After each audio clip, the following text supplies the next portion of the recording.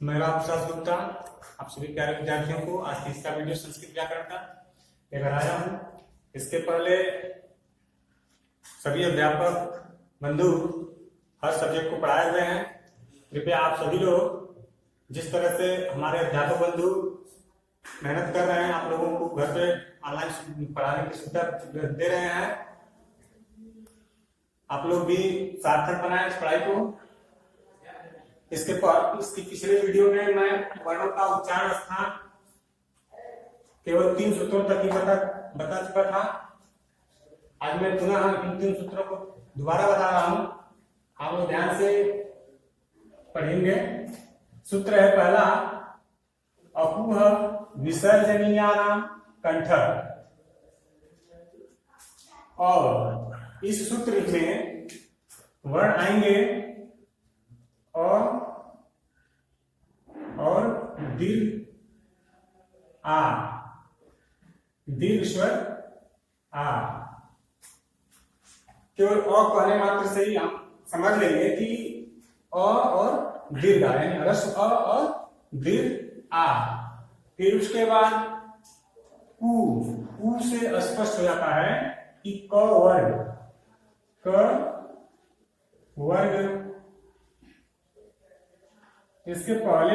इसके पिछले वीडियो में मैं क वर्ग, च वर्ग, ट वर्ग, त वर्ग, प वर्ग के बारे में बता दिया हूं। क वर्ग का मतलब क, ख, ग, घ और ङ। फिर उसके बाद ह आ रहा है अपूह विसर्जनीयानाम कंठ, यानी क के बाद ह वर्ण और विसर्जनीयानाम, चाहे विसर्ग बोले या विसर्जनीयानाम बोले, बात एक ही हुई। तो विसर्जनीय नाम का मतलब हो गया आपका विसर्ग। विसर्ग यानी इस तरह का चिन्ह अगर किसी भी वर्ण पे लग जाए तो वह कंठ से उच्चरित होंगे या उस वर्ण का स्थान कंठ होगा। इसी प्रकार दूसरा सूत्र है ईचु यसानाम तालु।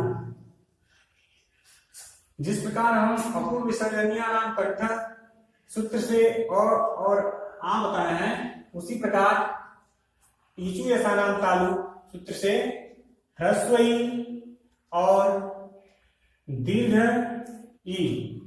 उसके बाद च वर्ग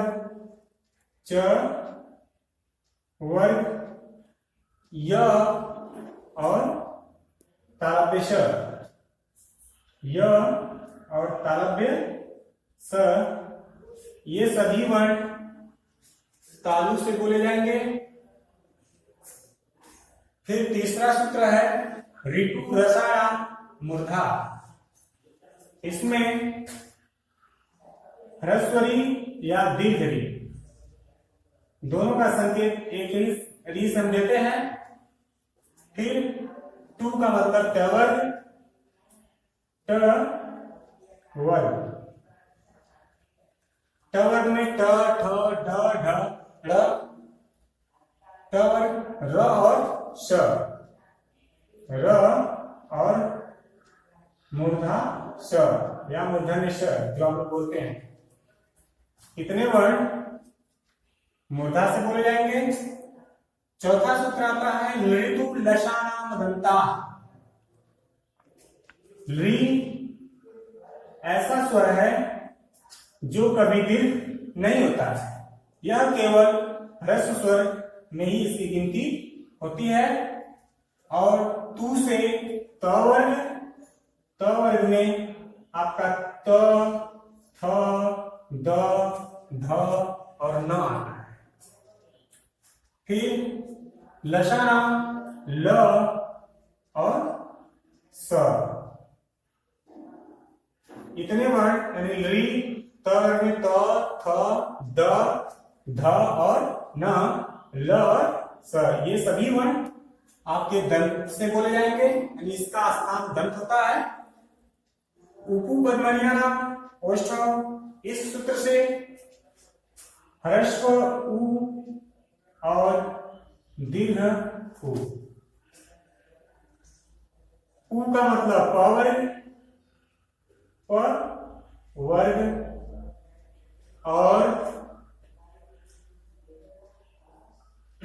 प, ठीक। इतने वर्ण आपके ओष्ठ से बोले जाते हैं, यानी इतने सभी वर्णों का उच्चारण स्थान जो है ओष्ठ है। नासिका अनुस्वारस्य सूत्र से य म अंग अड़ न म, य म ङ न, इतना ही। फिर उसी प्रकार वकार से दंतोष्ठम, इसमें केवल दंतोष्ठ से जो बोले जाएंगे केवल वह वर्ण है। 8वां सूत्र है ए दैतो कंठ तालु, तो 8वें सूत्र से ए और आय ये दो स्वरवर्ण कंठ और तालु से बोले जाएंगे। ओ दौतो कंठोष्ठम, ओ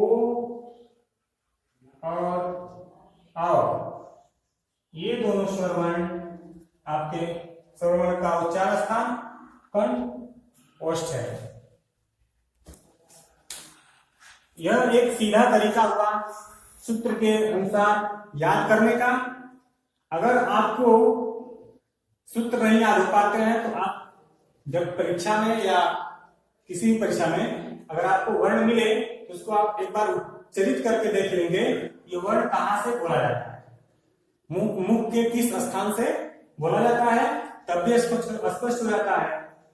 और कुछ भेद इसमें निकलता है कि जो लोग सर नहीं बोल पाते हैं तो वो कैसे समझेंगे, तो वो सूत्र से ही याद कर लेंगे तो अच्छा होगा, क्योंकि सूत्र से गलती नहीं होता है।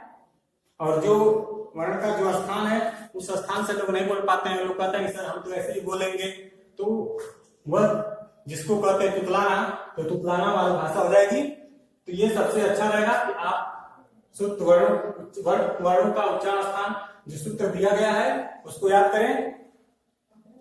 अब पढ़ाई में हम आपको संधि,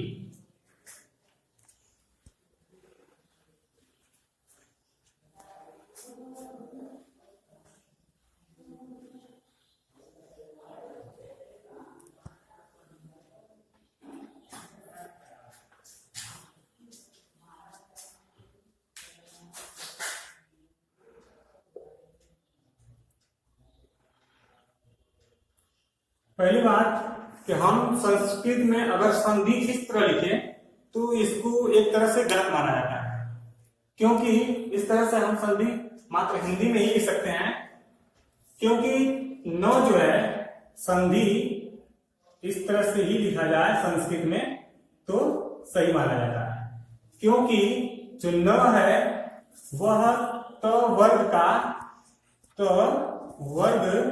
का अंतिम वर्ण है, अंतिम वर्ण है।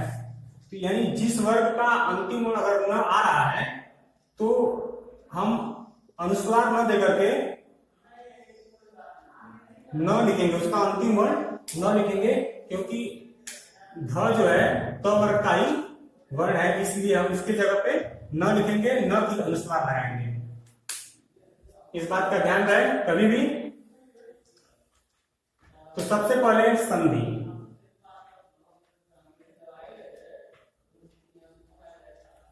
संधि मुख्य रूप से 3 प्रकार की होती है। संधि मुख्य रूप से 3 प्रकार की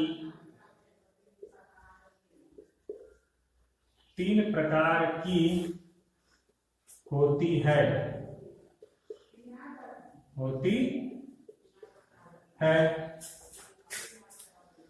पहला स्वर संधि,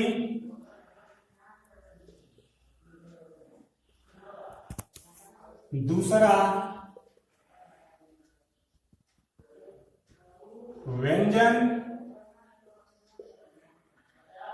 व्यंजन संधि और तीसरा विसर्ग संधि।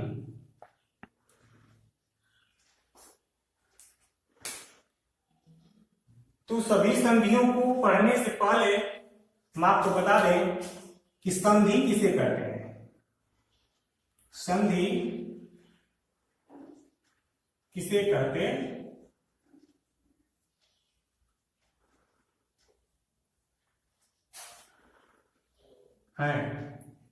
उत्तर हो जाएगा इसका वर्णों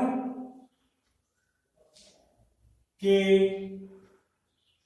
मेल को संधि कहते हैं। वर्णों के मेल को संधि कहते हैं। जैसे क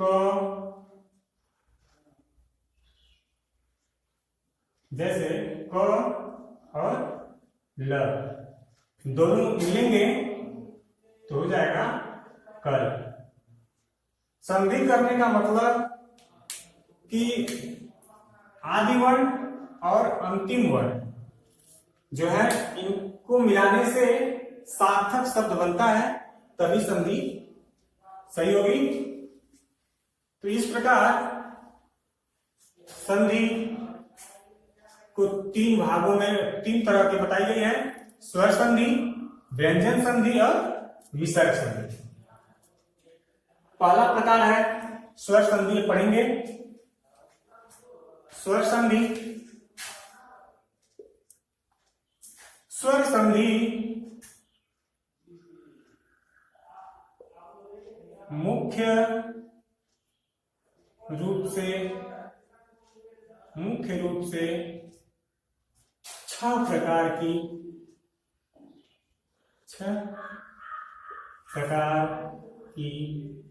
होती है।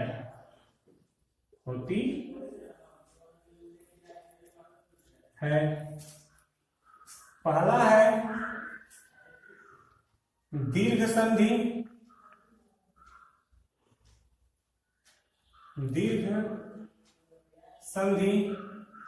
दूसरा है गुण संधि।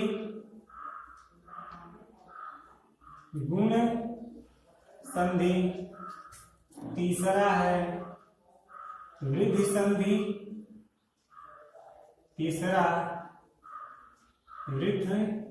संधि। चौथा है आपका अयादि संधि।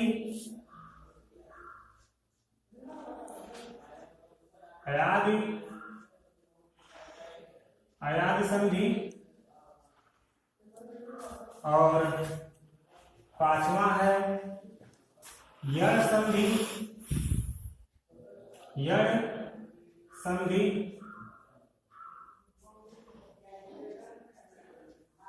और छठवां है आपका पूर्व रूप स्वर संधि। पूर्व रूप स्वर संधि।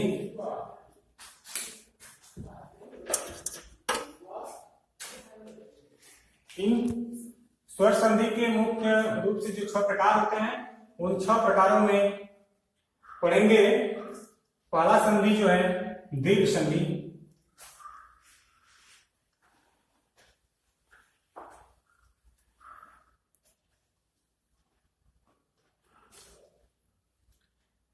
सूत्र हो जाएगा इसका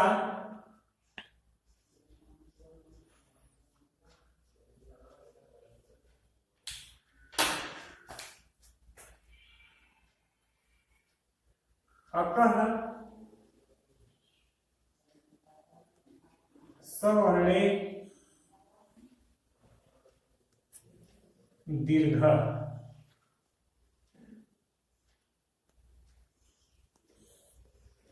दीर्घ संधि की जो भी व्याख्या है हम सूत्र से ही स्पष्ट कर लेते हैं कि अक सवर्ण दीर्घ अक प्रत्याहार के अंतर्गत, जब आपको मैं पहले वीडियो पढ़ाया था महाराष्ट्र सूत्र जिसमें 42 प्रत्याहार बनते हैं, उसमें पहले और दूसरे सूत्र को लेंगे महाराष्ट्र सूत्र के, तो अक प्रत्याहार बनता है, जैसे अ यू री री क, तो उसमें इत वर्णों को छोड़ देंगे, जिसमें आएंगे अक प्रत्याहार हो गया आपका प्रत्याहार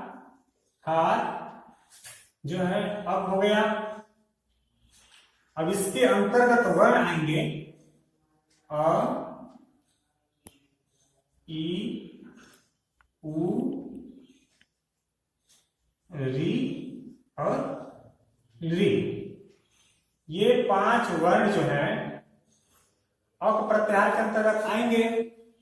सवर्णे इन्हीं के समान वर्ण, चाहे वह ह्रस्व हो या दीर्घ हो, ये हो सकते हैं, लेकिन वर्ण इन्हीं के समान रहेंगे।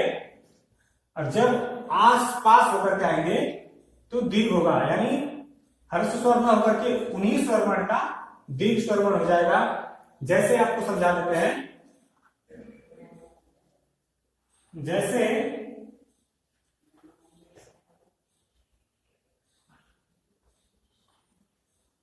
विद्या धन अर्थी, तो आ और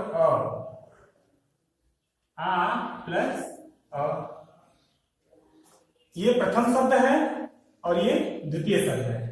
तो प्रथम शब्द का अंतिम स्वर वर्ण देखेंगे, अंतिम स्वर वर्ण यानी विद्या, या में आ स्वर और अर्थी में अ स्वर। आ और ये दोनों समान स्वर वर्ण ही हैं, लेकिन ये ह्रस्व स्वर है और ये दीर्घ स्वर है।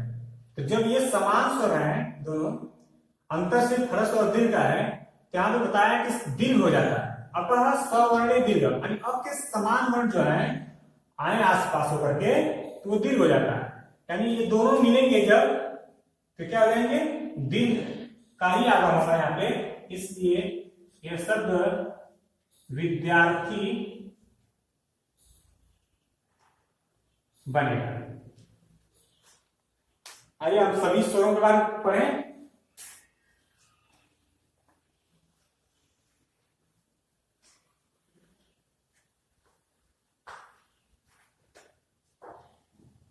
इसका एक तरह से बनता है, जैसे मान लीजिए हम अ को ले रहे हैं, समान वर्ण जो अ है, अ प्लस अ बराबर आ होगा, और दीर्घ स्वर आ और ह्रस्व स्वर अ लेंगे तब भी आ होगा, और ह्रस्व स्वर अ और दीर्घ स्वर आ लेंगे तो आ ही बनेगा, और दीर्घ स्वर प्लस दीर्घ स्वर दोनों रहेंगे तब भी क्या होगा, आ होगा। यानी इन चारों दशाओं में आ ही बनेगा। अब हम पहला उदाहरण ले रहे हैं अ प्लस अ का।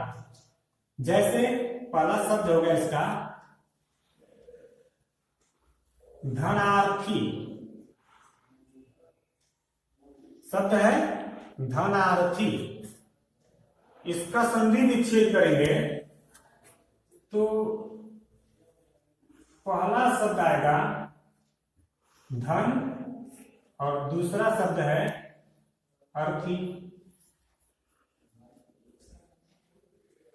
तो प्रथम शब्द और द्वितीय शब्द, प्रथम शब्द का अंतिम स्वर वर्ण अ, क्योंकि आप सभी लोग जानते हैं कि व्यंजन बिना स्वर के सहारे नहीं बोले जाते, इसलिए न में अ स्वर है, तो अंतिम स्वर वर्ण अ, और द्वितीय शब्द का आदि स्वर वर्ण अ।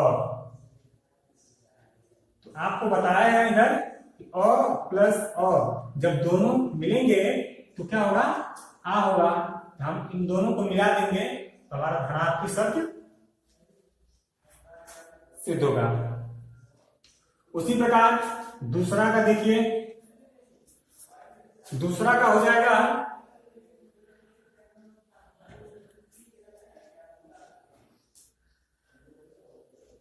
विद्यार्थी। दूसरा का विद्यार्थी। अभी मैं बताया आपको कि विद्या, धन और थी, यानी प्रथम शब्द का अंतिम स्वर वर्ण आ और द्वितीय शब्द का आदि स्वर वर्ण और दोनों के मिलने से आ का विकार हो रहा है, इसलिए विद्यार्थी, विद्यार्थी शब्द सिद्ध हो रहा है। तीसरा लेंगे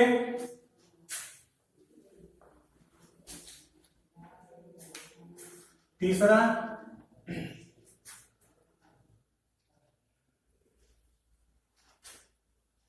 धनालय। धनालय, इसका संधि विच्छेद करेंगे तो प्रथम शब्द इसमें से निकलकर आएगा धन प्लस दूसरा शब्द आएगा आलय। दूसरा शब्द आलय। यहाँ पे आप लोग देख ही रहे हैं, प्रथम शब्द का अंतिम स्वर जो अ है और द्वितीय शब्द का आदि स्वर आ है। तो यहाँ पर धन में प्रथम शब्द का अंतिम स्वर क्या है? अ है, और द्वितीय शब्द जो बताया, द्वितीय शब्द का आदि वर्ण जो है, आदि वर्ण का मतलब पहला स्वर वर्ण आ। तो दोनों मिलकर के आ का आगमन कर रहे हैं, इसलिए धना लय शब्द सिद्ध होता है। तीसरा है, और चौथा है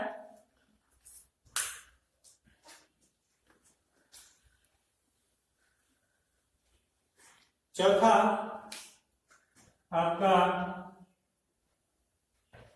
विद्यालय। विद्यालय इस शब्द को ले रहे हैं, इसमें विद्या, धन, आलय,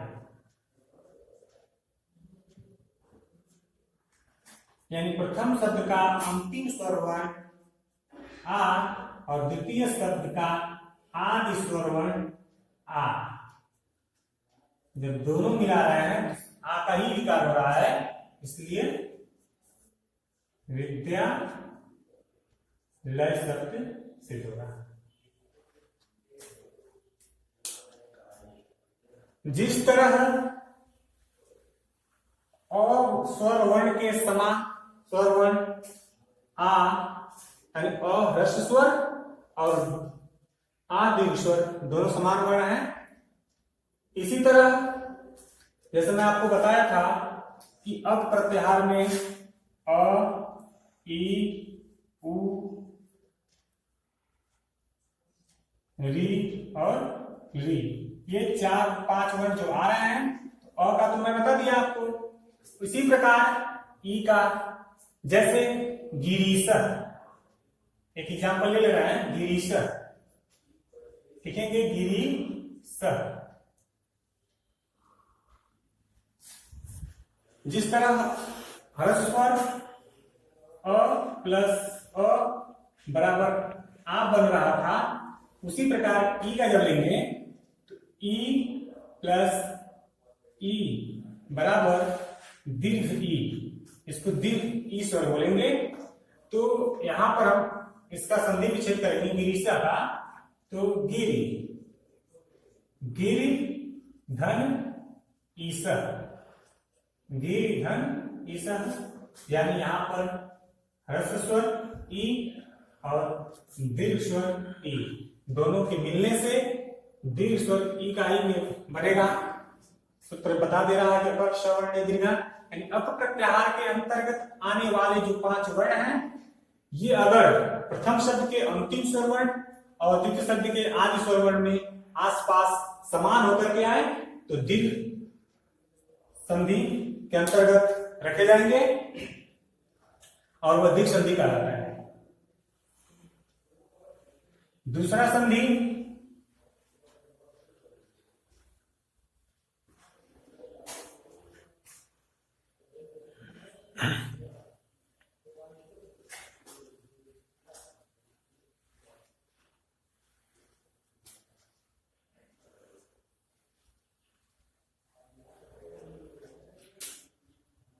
दूसरा संधि आएगा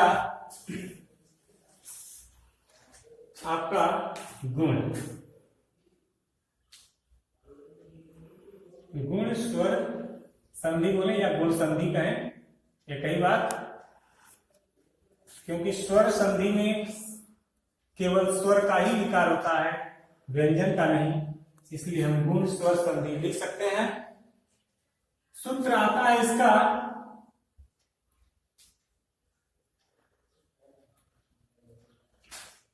पहला सूत्र होगा अदेन गुण,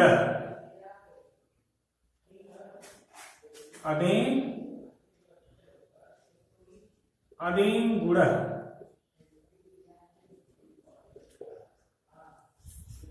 और दूसरा सूत्र है इसका आद गुण।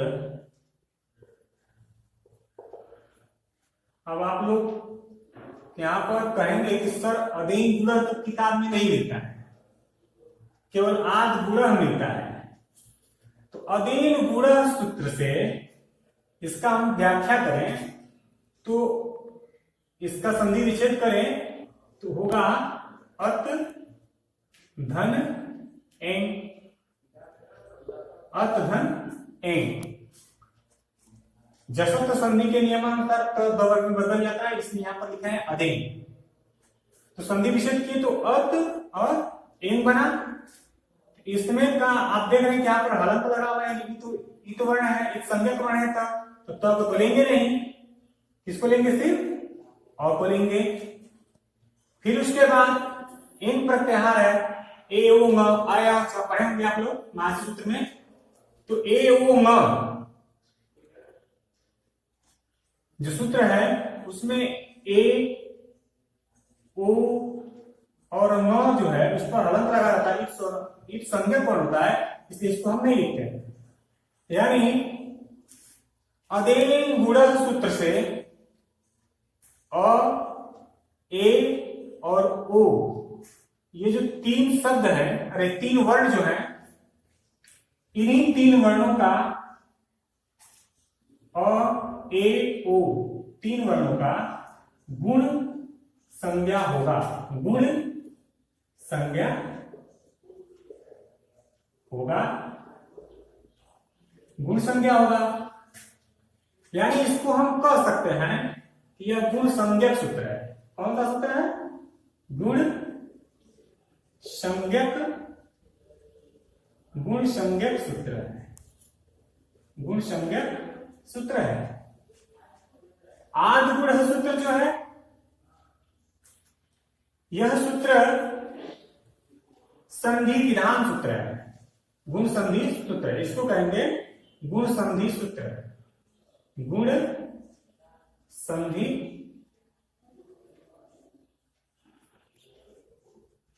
सूत्र।